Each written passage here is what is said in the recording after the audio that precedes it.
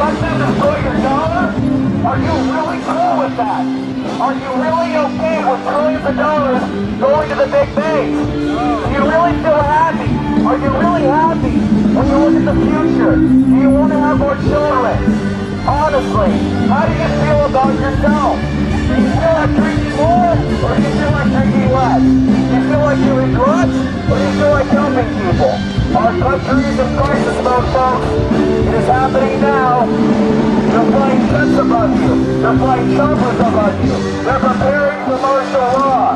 They're preparing in the very near future for you people to get very upset when you lose your job and you can't pay your mortgages and you can't put your kids through school.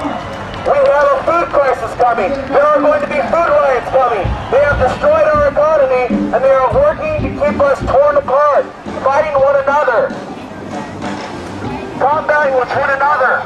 Man versus woman, black versus white, young versus old, rich versus poor, East Coast versus West Coast, East Coast, West Coast, combative energy, angry energy.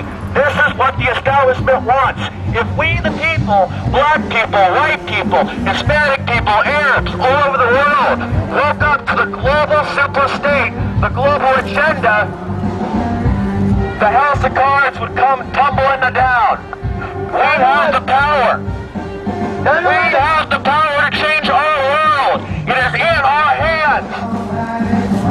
9/11 was an inside job. It's a contrivancy.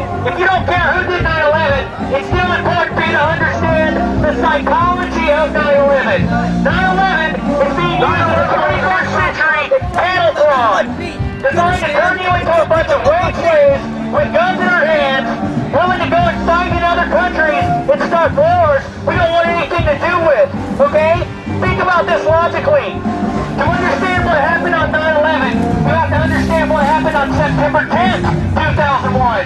September 10th, 2001, Donald Rumsfeld gets on TV and announces that the Pentagon has misplaced $2.3 trillion. Now ask yourself a question. Do you really think that Al-Qaeda care whether or not a bunch of bureaucrats in the Pentagon get to keep $2.3 trillion that they conveniently misplaced one day before 9/11?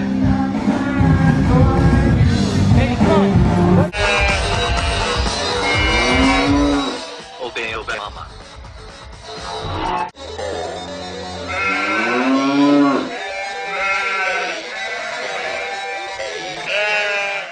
Obey Obama.